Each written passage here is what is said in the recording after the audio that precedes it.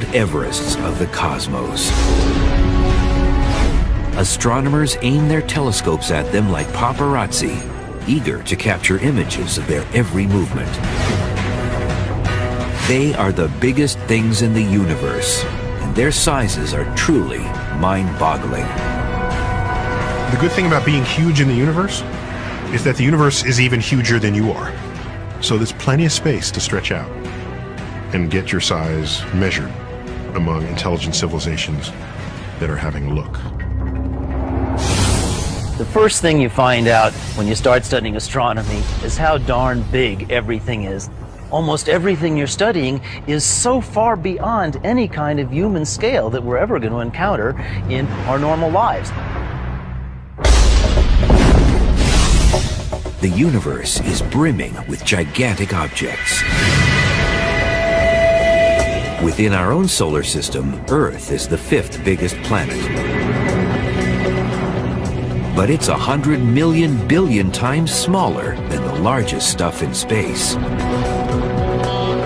So what holds the coveted title as the biggest thing in the universe?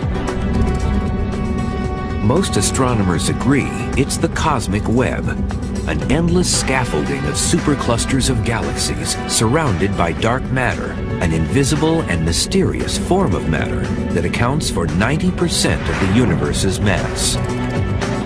The largest thing in the universe, you might even wonder if it's a thing at all. It's a web of dark matter that fills the volume of the universe.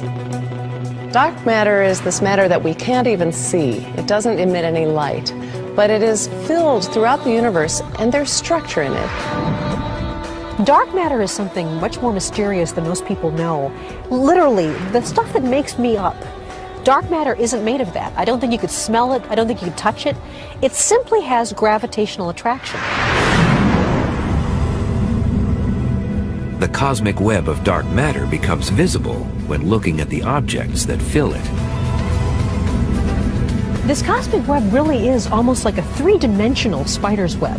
At the very center of all the vortexes, there are the superclusters, clusters of thousands of galaxies, and then filaments of galaxies connect them all the way across the volume of the universe. The deepest, strongest gravity at the intersections of these web-like structures is where all the gas falls. And that's where galaxies form, clusters of galaxies form. But just how big is the cosmic web?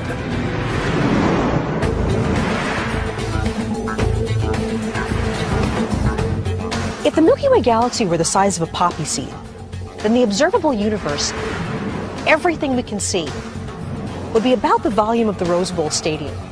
Now that entire volume is filled with the cosmic web, superclusters linked together from one side of the universe to the other.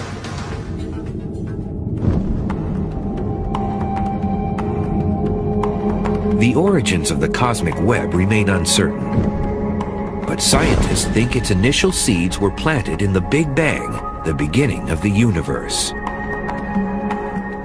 During the Big Bang explosion, the whole universe blew up essentially and expanded very rapidly. So the cosmic matter web contains all of the original matter that was created during the Big Bang, just blown up into the very, very large structures that we see today.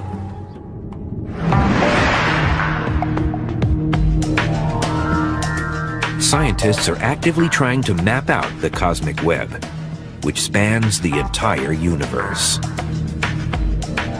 One way is to look at hot X-ray emitting gas and how it's contained by the gravity present in the dark matter. Another way is to look at something called gravitational lensing, where light is bent by the gravity of the cosmic web. And so we're able to sort of see the outlines of that cosmic web by the way it distorts the light that's behind it.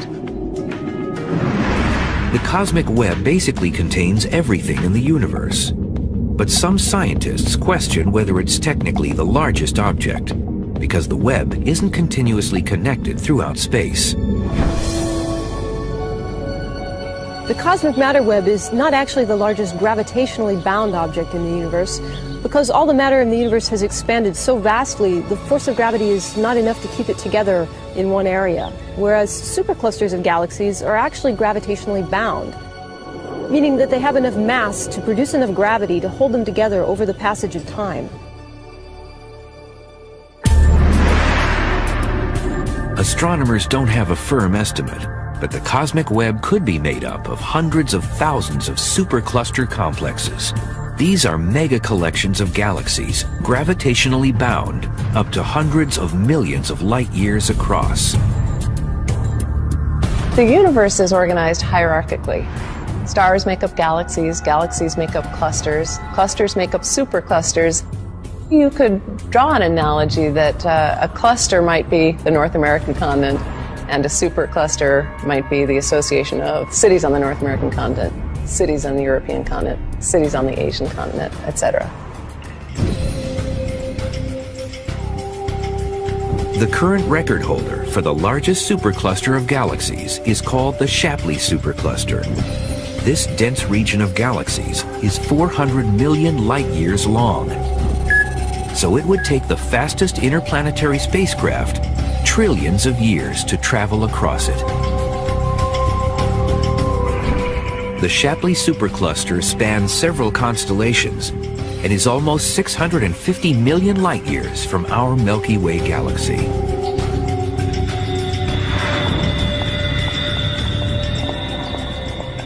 I have here a small toy boat, which is a replica of the Queen Mary, which you can see here behind me. And this little toy is about 4,000 times smaller than the real Queen Mary. If you could just imagine that our own Milky Way galaxy that we live in is the same size as this toy boat, then one of the most massive superclusters that we know about, the Shapley Supercluster, would be the same size as the Queen Mary. So this Shapley Supercluster would be about 4,000 times larger than our own Milky Way. It's one of the most massive things we know about in the entire universe. Astronomers have known about superclusters since the 1950s, but now they've determined their origin through recent measurements of the cosmic microwave background, which is actual radiation left over from the Big Bang. It's been concluded that all superclusters, including the Shapley Supercluster, originated during the formation of the universe over 13 billion years ago. As the universe evolves and expands, gravity is an attractive force, so any region that has a little extra density there attracts more matter and more matter.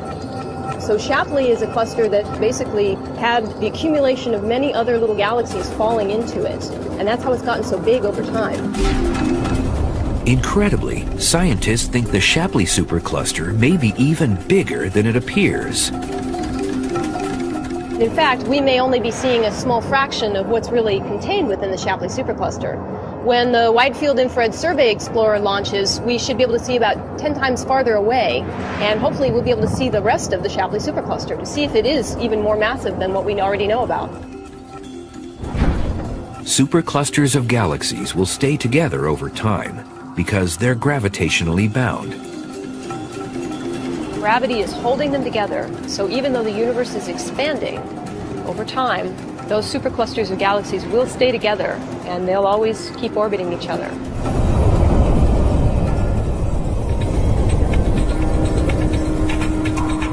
We humans also live in a supercluster complex, but it's less than half the size and about 10 times less massive than the Shapley Supercluster. Our Milky Way is part of a small little cluster called the Local Group, which is part of a larger cluster called the Virgo cluster, sort of on the outskirts of that. So it's like your home address. You live on this street in this town, in this state, in this country. Similarly, the Milky Way has its larger and larger associations of which it's a part. Superclusters of galaxies are the most crowded neighborhoods in space, but they surround equally big regions where almost nothing exists. These bare spots are called voids. Voids are the opposite of clusters. If clusters are where all the galaxies are, voids are where all the galaxies aren't. And you do see this kind of frothy web-like structure of clusters and voids and clusters and voids. So it's kind of like cities and countryside, cities and countryside. The largest confirmed void in the universe remains Boötes. Named after the constellation where it resides, this near-empty space is a whopping 250 million light-years across.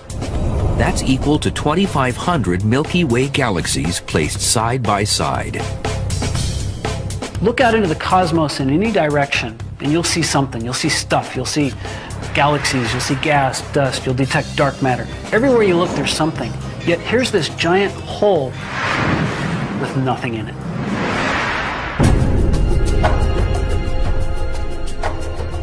The Boötes Void, which was discovered in 1981, is almost completely devoid of galaxies.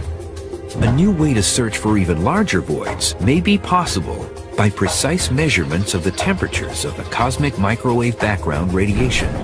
Subtle cold spots in this radiation could locate the directions of large distant voids.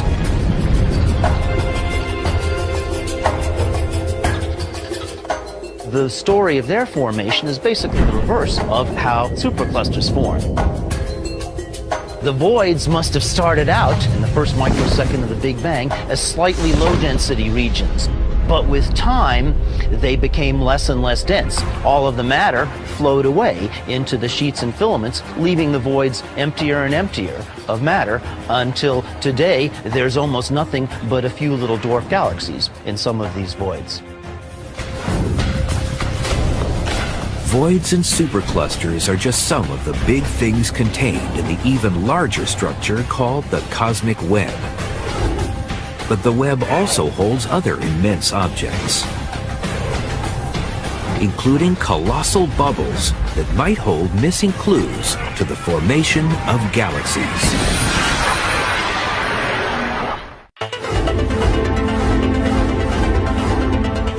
The universe is packed with monstrous things. Researchers have recently discovered giant clouds of gas that resemble something out of a horror movie. These mysterious objects are called Lyman alpha blobs. My personal favorite biggest objects in the universe are the Lyman alpha blobs. An unpredicted, unexpected phenomenon where you're catching a galaxy in the first phases of its formation and collapse. The Lyman alpha blob is very much like this expanding soap bubble. Except in the case of the soap bubble, it's the air which is making it fill up. A Lyman alpha blob is expanding because of heat. A lot of energy has been injected into this gas to make it heat up. And when you put all that energy into a gas, it inevitably tends to puff up and expand exactly like an expanding bubble. In the case of a Lyman alpha blob, it's being puffed up by heat and maybe also by the ultraviolet radiation from the newly formed stars. The largest known Lyman alpha blob is a colossal amoeba-shaped structure that resembles a giant green jellyfish. It's 200 million light-years wide and is located in the constellation Aquarius. When we're looking at the Lyman alpha blob, we're seeing gas that's sort of spread amongst these very first stars and galaxies. It's kind of an amorphous shape of about 30 separate little blobs inside of it. It's very large and very massive.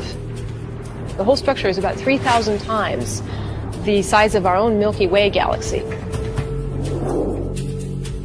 The Keck and Subaru telescopes in Hawaii contain special filters that are able to see this faraway blob, which spreads out along curvy tentacles.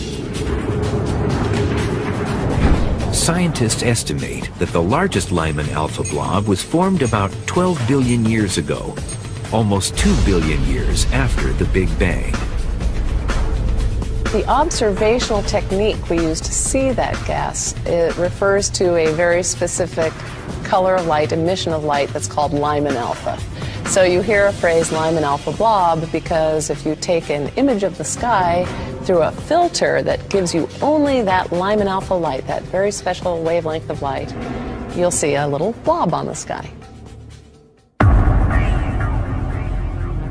Lyman alpha blobs are perhaps precursors to the galaxy clusters we see today. Within these gigantic bubbles may exist cocoons that will one day spawn new galaxies. The Lyman alpha blobs are probably a fairly special, short-lived phase in the evolution to creating a galaxy. I expect that most of them are going to collapse and form young galaxies in the next 100 million years or so of their lives. So it's a special phase just when a galaxy is beginning to pull itself together. The search of the universe for Lyman alpha blobs is just beginning. We'll undoubtedly find many more of them, and even perhaps some larger ones in the future. Stay tuned. Lyman alpha blobs may hold the answers to the formation of individual galaxies, which are gravitationally bound systems containing stars, gas, dust, and dark matter.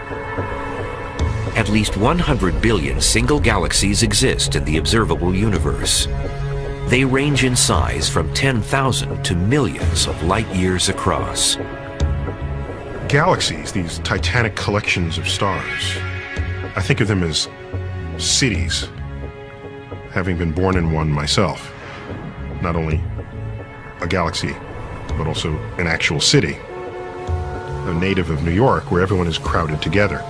Galaxies are sort of how matter has organized itself in the universe.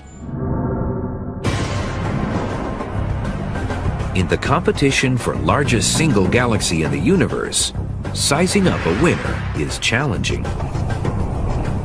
The problem in saying what's the largest galaxy is in deciding where they end.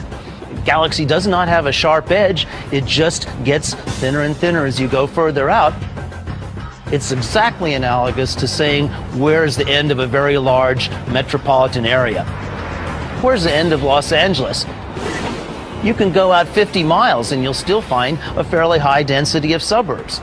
The suburbs of a big galaxy like the Milky Way extend out very, very far, more than 100,000 light years. And with a giant galaxy, those suburbs extend out hundreds of thousands of light years. Since scientists can't determine a clear winner, several galaxies share the title as biggest. They're called cluster diffuse, or CD galaxies, and they sit in the centers of rich clusters of galaxies. If you think about the cosmic web as being sort of like a three-dimensional spider web, well, then the spiders lurking in the middle of the web are these monstrous CD galaxies, as we call them. These galaxies can have masses that are, in some cases, maybe 10 times or 20 times the mass of our own Milky Way. These CD galaxies are the largest galaxies in the universe. For example, IC 1101 sits in the center of a galaxy cluster called Abell 2029, and it's 6 million light years across. Compare that to our own Milky Way, that's 100,000 light years across. It's a really big galaxy. It's 60 times the size of our Milky Way. CD galaxies are elliptically shaped, as opposed to a disk structure like our Milky Way. This is because they've achieved their size by bulking up on other galaxies through galaxy mergers. You may have heard the phrase galaxy cannibalism, where one galaxy eats another. That goes on all the time in clusters of galaxies. So sitting usually down at the very center of a massive cluster, you'll find one big galaxy. These CD galaxies have so much mass that they are the 800-pound gorilla wherever they are. You see little galaxies maybe orbiting around them, but basically it's eaten up everything nearby. The largest galaxies may be 6 to 20 million light years across. However, there are other objects even larger. They're called radiolobes. Stretching out from both sides of a galaxy, these immense structures are actually hurling jets of charged particles that emit radio waves. So we're here in this auto body shop where I'm going to use these two torches to simulate radio jets coming out of opposite sides of an accretion disk swirling around a supermassive black hole. So in the visible, you see a small blue flame coming off of the torch. But in the infrared, you can see that the heat from the torch extends much, much further out. Similarly, with the radio jets, what you see in the optical is actually quite different from what you see in radio waves. A typical lobe might be 160,000 light years as the lobe spreads out on both sides of the galaxy. That's about twice the size of the Milky Way galaxy's disk.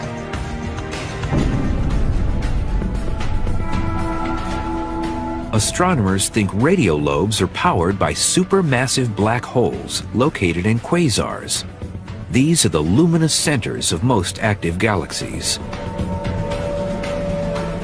The jets of radio energy that come from a giant black hole and make these enormous radio lobe structures are very closely related to quasars.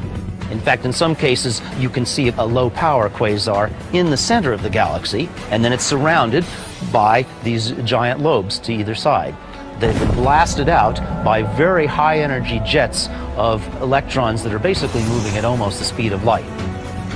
And they are blasted out probably from the north and south poles of a spinning black hole. The radio lobes depend on matter going down the black hole. As matter goes down the black hole, some of it gets accelerated up into these lobes. So the size of the lobes has something to do with the history of how much matter the black hole is actually fed on. And so over time,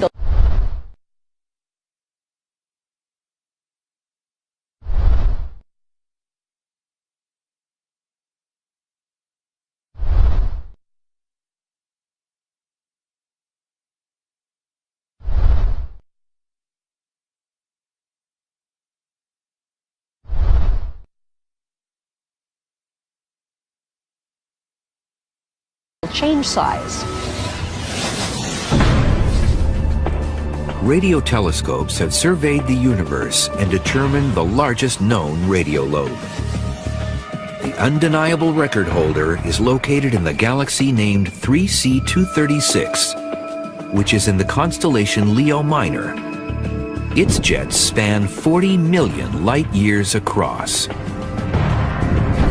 Scientists don't understand why some active galaxies form these jets and others don't.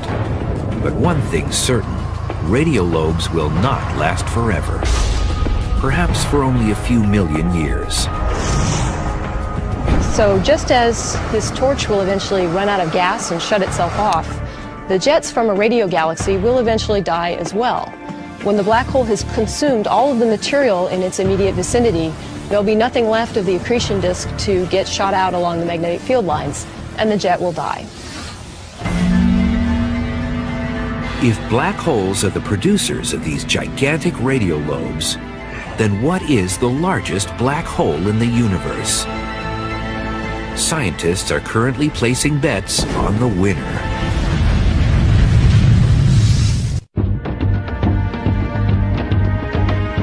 When it comes to the biggest things in the universe, some black holes earn a place in the record books. A black hole is a region of space where the pull of gravity is so immense that nothing can escape it, not even light. There are billions upon billions of these black monsters prowling the universe. They come in two size categories. Most of them are the stellar mass black holes, which are about 5 to 100 times the mass of our sun. And then there are the supermassive black holes that are millions to billions of times the mass of the sun. We have the supermassive black holes, the kind that we seem to be finding in the centers of every galaxy where we've had the resources to look. Havoc is wrought upon your environment if you're a star orbiting close to one of these supermassive black holes in the centers of these galaxies.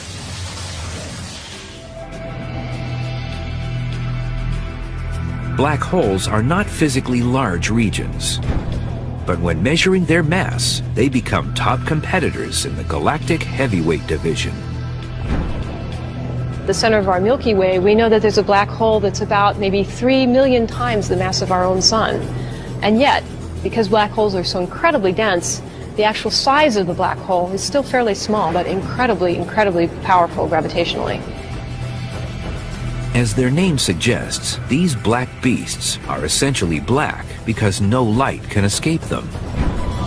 so one can only be observed when its gravity affects something else in space, such as a passing star, or when it's gorging on matter around it.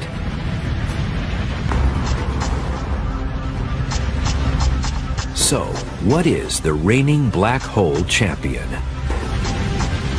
The current record holder for the largest black hole appears to be in the incredibly luminous quasar, which has the prosaic-sounding name HS 1946 plus 7658. Why do I say it's the largest black hole? Because we know it is the most luminous quasar in the universe that's been found so far. The black hole that's holding it together, that's producing the energy, needs to be about 10 billion times the mass of the sun. That corresponds to a black hole which is larger than our entire solar system. In fact, it's just out there to remind us how bizarre a seemingly simple force like gravity can actually be. The largest supermassive black hole wields power in the center of a galaxy. But there are other big luminous objects in the universe. In fact, there are some that seem to exist everywhere we look.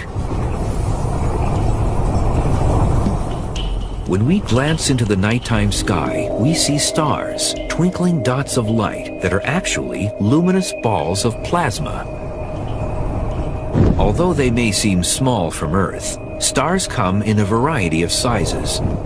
From red dwarfs, which are about 1/12 the mass of our sun, to blue-white supergiants that can get as big as 150 solar masses.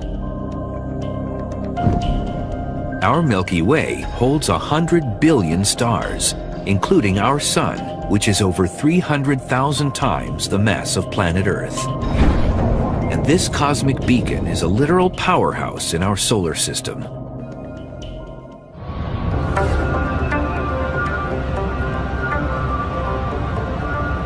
This natural gas power plant produces about 300 megawatts of power.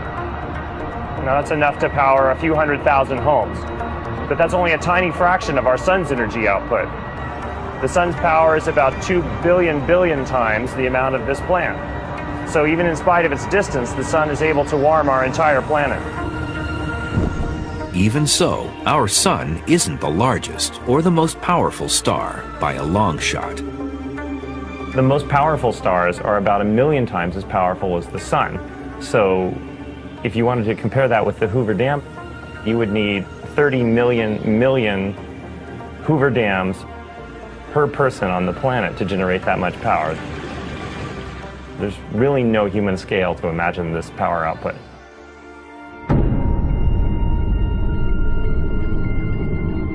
The largest and most powerful stars that produce this kind of energy are called red hypergiants. That's a class of stars that's even larger than supergiant stars. So typically stars, like our sun, are fusing hydrogen into helium to make their energy. But hypergiant stars have already exhausted all the hydrogen in their core, and they're fusing hydrogen into helium in the outskirts around the core, and that makes them extremely hot and energetic, and all that energy causes the star to swell up. And so the star ends up with a very large surface area. Surface areas of the size of the Earth's orbit or even bigger. Within the hefty field of red hypergiants, VY Canis Majoris appears to have the largest diameter. It's 2,000 times wider than our sun, and consequently, it would take the world's fastest race car 2,600 years to circle it once. This stellar champ lives about 5,000 light years from Earth, in the constellation Canis Majoris. If you replace the sun with VY Canis Majoris, if you put this hypergiant star where the sun is, its radius would extend out past Saturn's orbit. It'd be about 9 times as far from the sun as the Earth is. So this is a much broader in diameter star than our sun is. Astronomers determine the radius of such a large star by looking at its temperature. We use measurements of the temperature of the star's surface, which we can get from the color of the star, and then we will also measure the total power output or luminosity of the star. And by combining those, we can determine what the total surface area is of the star, and from that we get its diameter. Now, that assumes that you can measure its luminosity fairly well and that you know something about its temperature from its color. Most of the time, they just simply appear as pinpoints of light, and it's impossible to actually resolve it. Although there are new instruments now called interferometers, which are capable of resolving even very tiny point sources, like stars. And in some cases, there have been direct measurements of stellar diameters.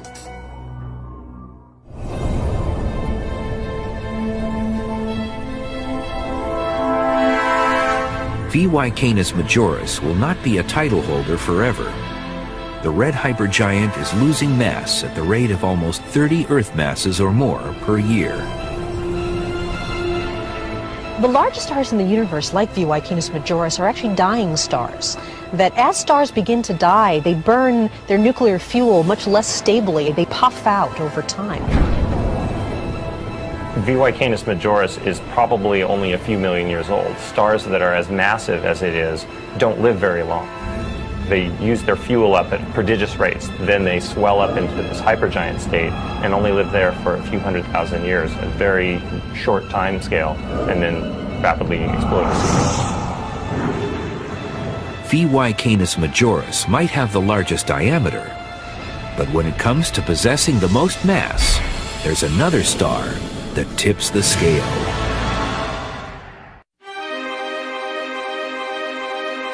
In the wide world of stars, there are many contenders vying for the title as the largest in the universe.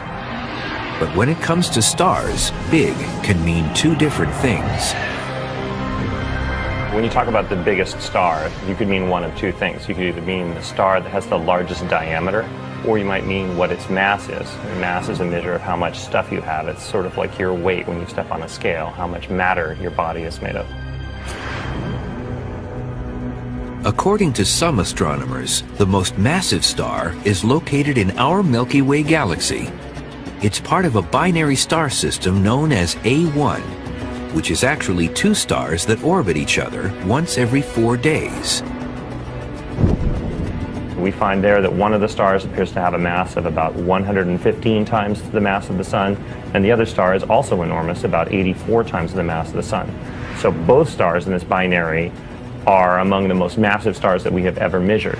There may be more massive stars than the combination in A1 in this star cluster, but that's the most massive that we've been able to measure directly. These massive stars will live full but short lives. Massive stars are hugely luminous.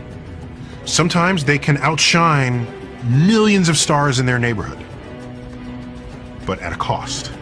Cost is they will run out of fuel faster than everybody else. And when they die spectacularly. They explode their guts and scatter it across the galaxy.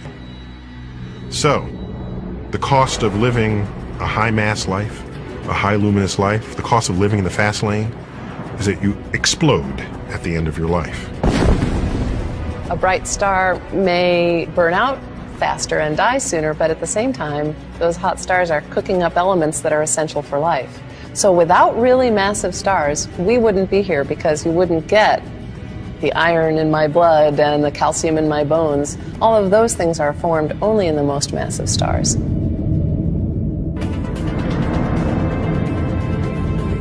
We humans need essential elements from massive stars. But we also need a planet with a firm surface to stand on. Planets come in two size groups: large gas giants like Jupiter, and small rocky terrestrials such as Earth. In our own solar system, Jupiter is the largest planet, while Earth trails in 5th place.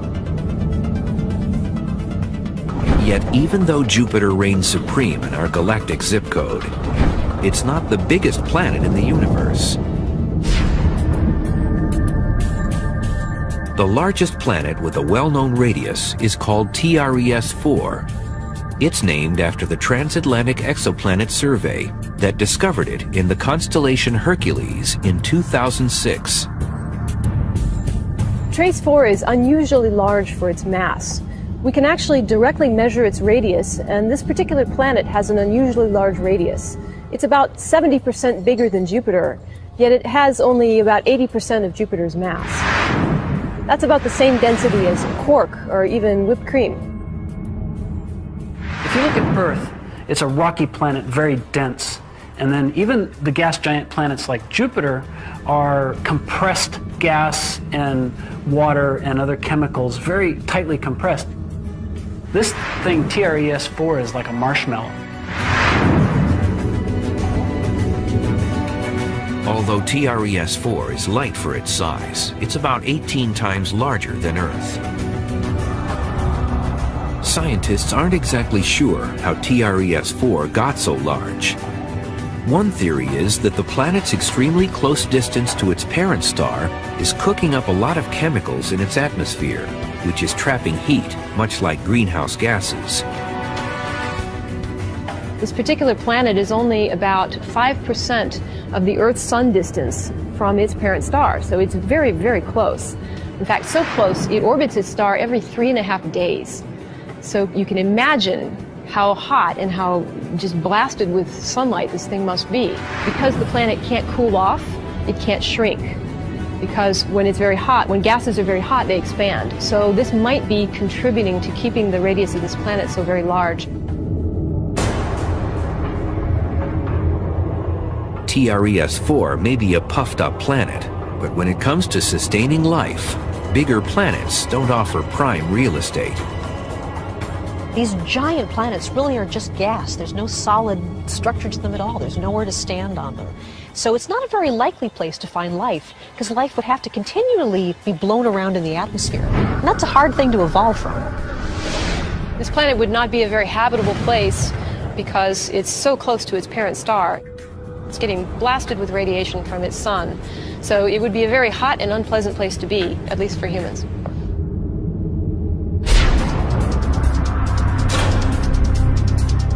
TRES-4 currently has the largest known radius. However, the planet could be bumped out of first place in the near future. Scientists are finding new planets basically every day almost at this point. So it's quite possible that we will find another one that's even bigger than this particular planet anytime. In addition to planets, scientists are also discovering new asteroids all the time. These are rocky bodies that didn't become planets. And the largest one may exist in our galactic neighborhood.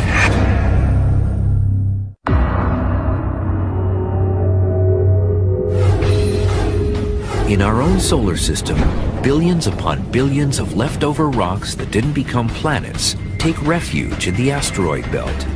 Some are as small as grains of dust, and others are the size of nations. Ceres was the first asteroid ever discovered, and it remains the largest known asteroid to date. Named after the Roman goddess of plants and harvest, Ceres is about 600 miles in diameter, so it's almost as large as the state of California. Ceres is so big that it contains 25% of all the mass in the asteroid belt. Ceres is so big that if you took all the other asteroids in the asteroid belt and glued them all together, they'd only be about 2 or 3 times bigger than Ceres.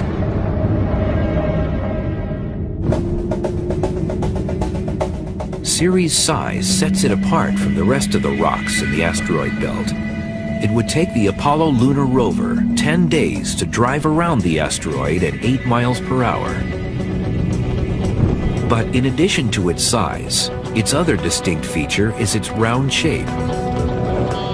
You have all these Idaho potatoes orbiting in the asteroid belt of the solar system, most of which are craggy chunks of rock. Ceres is large enough, massive enough, that its gravity has overcome the strength of the rocks that contain it. And anytime that happens, the shape becomes a sphere.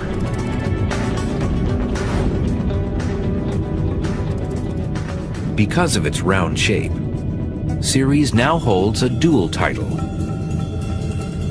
The current definition of a dwarf planet is something that in fact is massive enough and has enough self-gravity to form itself into a round shape. And in fact, since Ceres is round, we also call it, in addition to being an asteroid, a dwarf planet. We know only a little bit about the composition of Ceres right now. We know that it's made primarily of rock, but it may also have water ice, and in fact it could have clay inside it as well. The Dawn mission is actually going to go to Ceres and enter into orbit around it, and they'll bring a whole suite of instruments to bear on it, so we should learn a lot more about the composition of this unusually large asteroid in our own solar system. Ceres may be the largest asteroid in our solar system, but it's a big universe out there. It's quite possible that as we go on to exploring other solar systems outside of our own, that we may in fact someday find an asteroid larger than Ceres. Our solar system contains some oversized objects. The largest planet, Jupiter, has the biggest moon, named Ganymede. Planet Mars actually contains the largest volcano, called Olympus Mons. It's 17 miles tall, which makes it about 3 times taller than the biggest volcano we have on Earth. It's so tall that if you stood at the base of Olympus Mons, you wouldn't be able to see the top due to the curvature of Mars itself. So in our own solar system, the biggest things definitely have had a powerful shaping effect on the universe. One might guess that the Sun would take top honors as the largest thing in our cosmic suburb. It's 1,000 times more massive than Jupiter. But is there something bigger? The largest object associated with our solar system is the Oort cloud. And this is a very diffuse cloud of comets that literally extends about halfway out to the nearest star, Alpha Centauri. Alpha Centauri is about 4 light years away.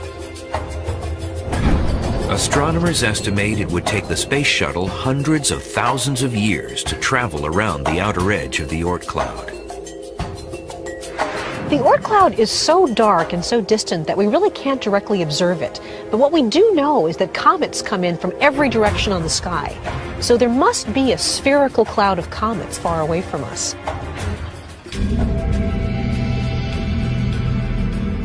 The origins of the Oort cloud remain puzzling. One theory is that it was formed early in our solar system. As comets fell in towards the forming sun, they were ejected into long orbits. Over time, their orbits threw them out into a giant cloud. It's very far away, and it's filled with icy remnants that have just been left in basically the same state that they were from right around the time when our solar system formed, about 4.5 billion years ago. So they are, you could say, the archaeological remnants of the formation of our solar system. The universe is comprised of things both big and small. But it's the large structures in space that challenge our understanding of how the universe works. Although astronomers have found many substantial objects, the quest to find even larger ones continues. Astronomers are hoping to find new large planets, new huge superclusters, and learn more about the things that we've already seen. As technology improves with better telescopes, better detectors, newer surveys, we will be able to see farther into space and therefore hopefully discover even bigger things than we already know about.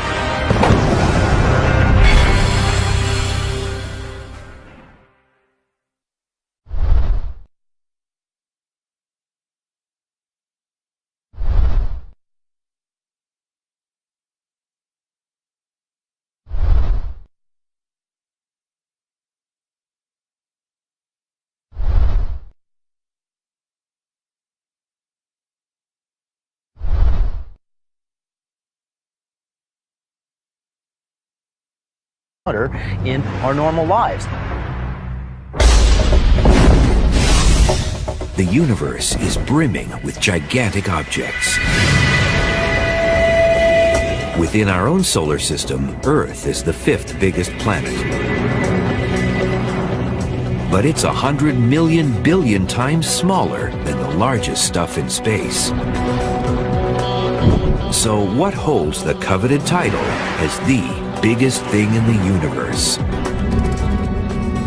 Most astronomers agree it's the cosmic web, an endless scaffolding of superclusters of galaxies surrounded by dark matter, an invisible and mysterious form of matter that accounts for 90% of the universe's mass.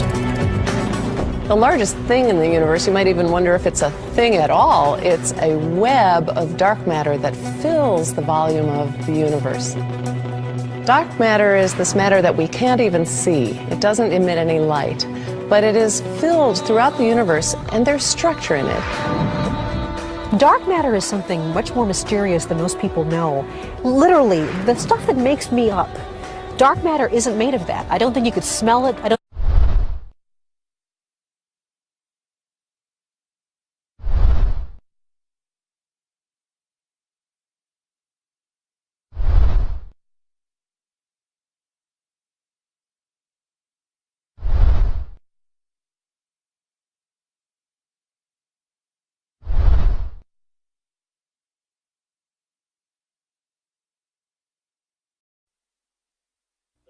In the beginning, there was darkness, and then, bang, giving birth to an endless expanding existence of time, space, and matter.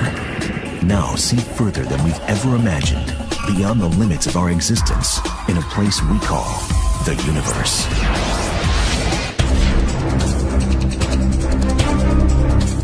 The biggest things in space are gargantuan beasts. Each one is a heavyweight in its galactic division. The universe is an unimaginably large place. It's so big, it's really hard for human beings to actually comprehend things at these size scales. On Earth and in the universe, size matters. But it matters in different ways. Made uncertain. But scientists think its initial seeds were planted in the Big Bang, the beginning of the universe. During the Big Bang explosion, the whole universe blew up essentially and expanded very rapidly. So the cosmic matter web contains all of the original matter that was created during the Big Bang, just blown up into the very, very large structures that we see today.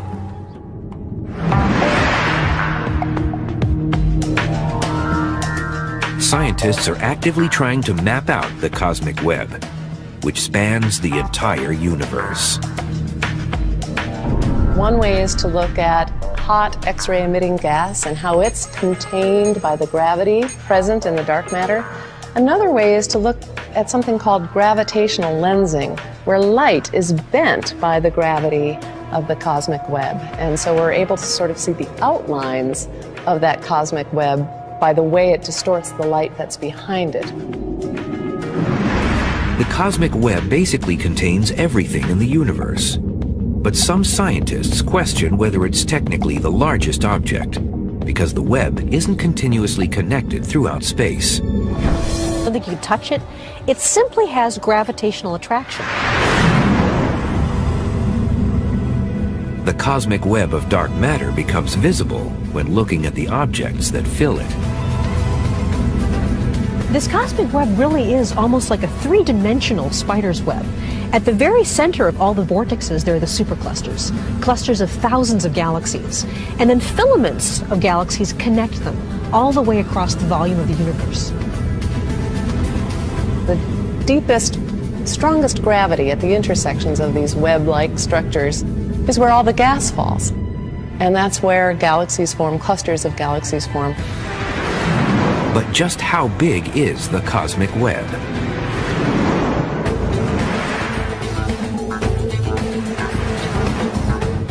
If the Milky Way galaxy were the size of a poppy seed, then the observable universe, everything we can see, would be about the volume of the Rose Bowl Stadium. Now that entire volume is filled with the cosmic web, superclusters linked together from one side of the universe to the other.